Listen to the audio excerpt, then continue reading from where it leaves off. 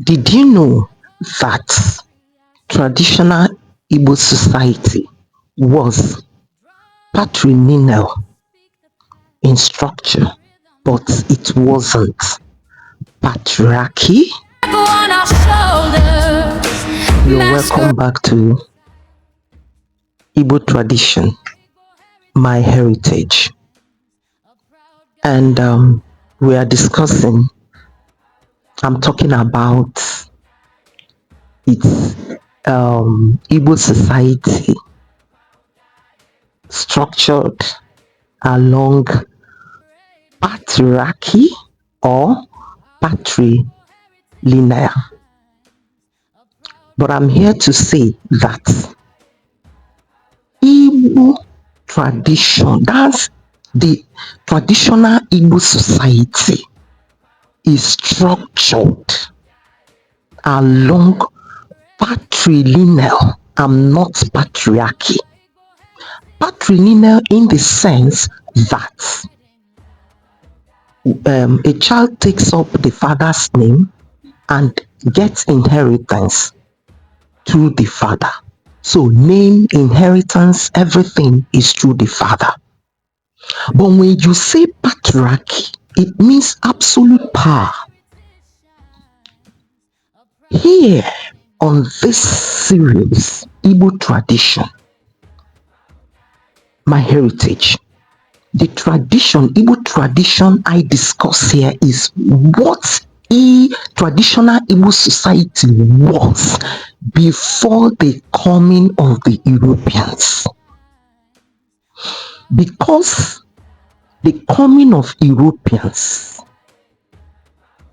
disorganized the Igbo society, which the effects we are seeing now, that women now complain that they are being marginalized.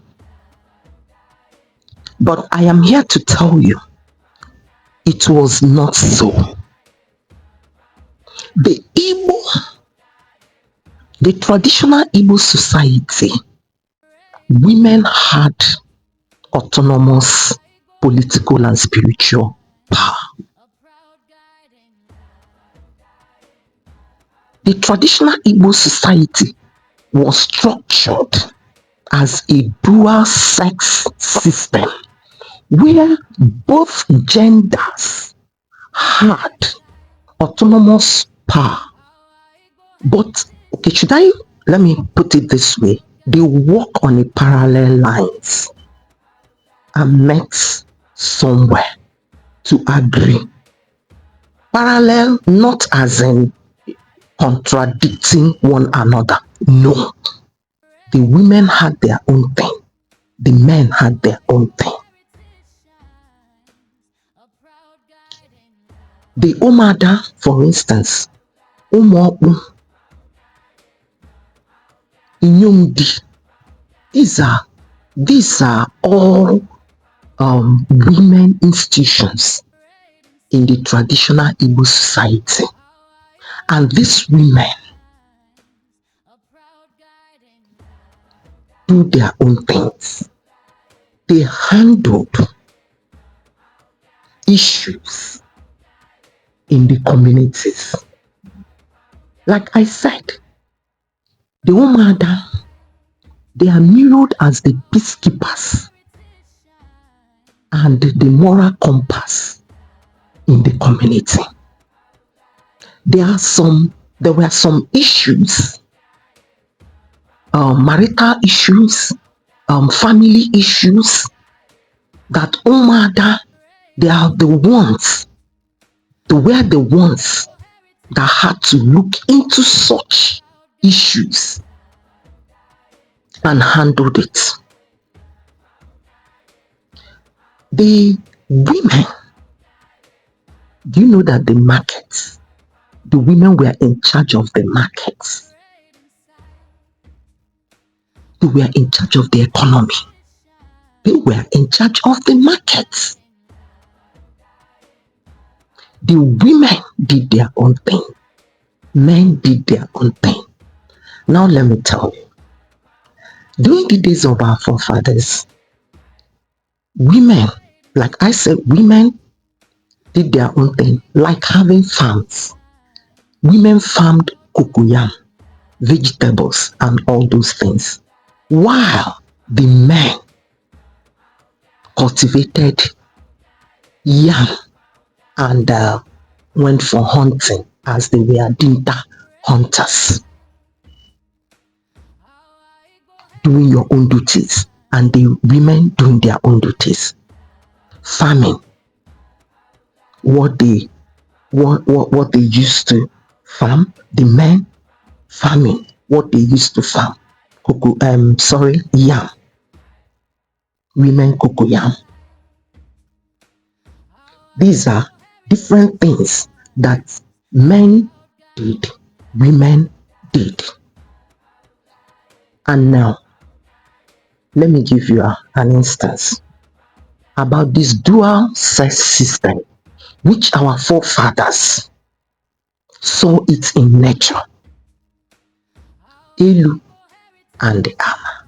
I am borrowing a leaf now from Igbo's spirituality. Elu and Ama. Elu is seen as it's known as the masculine energy, the sun, masculine. Then Ani, feminine energy. Elu and Ana, two of them, they cannot do without each other. We have the 4 market days. Eke, Oye, Afo, Nkwo. Eke, Nkwo, masculine energy. Afo, Oye, feminine energy, working together. You think ancestors that knew this concept about the universe will now come and marginalize against the women? That is common sense. They did not.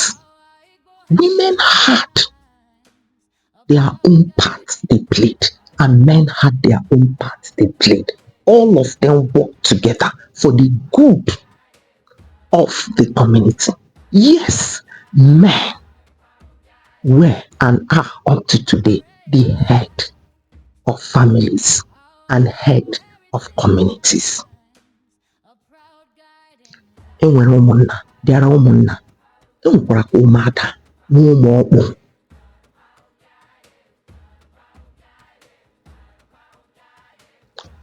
Now, let me talk about borrow a leaf again from Igbo spirituality, the earth. The earth. The earth is feminine energy, goddess, earth, and it is known to be the most powerful deity in Igbo spirituality. That's the feminine energy, a feminine deity. So I don't know where this anyway, I know where this problem is coming from. You know where? The coming of the Europeans.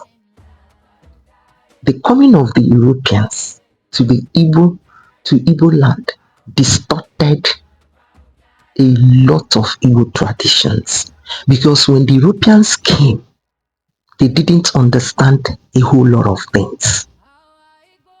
So they are coming, they now raised the men up and brought the women down. They made the men warrant chiefs and gave them titles and said that the women should just go and be taking care of their husbands and their children. And it's like taking out the women, their power and everything from them, relegated them only to household chores, which our ancestors never did. Not on the coming of the Europeans is also the coming of the religion, Christianity. Even in the Bible, There is a place in the Bible it says a woman is not permitted to talk in the public. That if she has any question, she should ask the husband at home. Is it not in your Bible? But our ancestors, it was not like that. Everything was structured properly, and everybody had their own part, role that they played for the good and the progress of the community. But like I said, the coming of the Europeans distorted a whole lot of things. Men were pulled up, and like the women pulled down, their power taken away from them, their authority. But it was not so during the days of our ancestors. It was not so during pre-colonial era. Like a lady said, what kind of marginalization is this, that we cannot eat gizzard? It's only men that eat gizzard.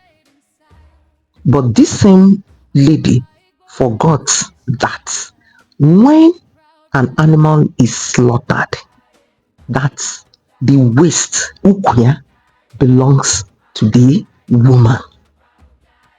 She did not say that, but is that equal? Men. But you didn't say what of the waist, ukuano and enyowanyi. You didn't say about that. Everything was structured accordingly, and all functioned in their respective offices. The men in their own and their women in their own.